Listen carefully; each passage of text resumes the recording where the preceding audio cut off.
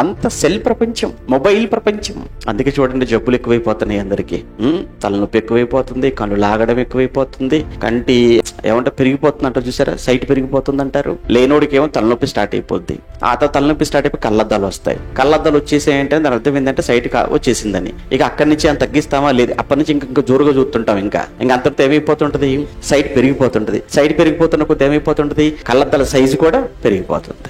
అప్పుడు కళ్ళు కనపడవు ఇంకా కంప్లీట్ గా, అద్దాలే. పోనీ అయినా ఏమైనా తగ్గిస్తారా? నో.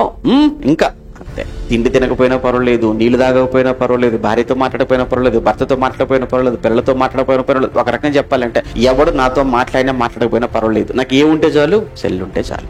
ఎంత ఎడిక్ట్ అయిపోయారండి మనుషులు దానికి, ఎంత బానిసలా మారిపోయారు చూసారా. అది ఎంత ఉంది, ఇంత ఉంటది. ఇంతున్న ఫోన్కు నువ్వు ఇంతున్న మనిషికి బానిస అయిపోయావా? సిగ్గుగా లేదు?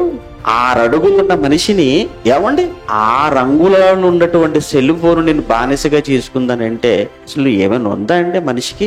అది నీకు బానిస అవ్వాలిగా, నువ్వు దానికి బానిసగా మారిపోవటం ఏంటి?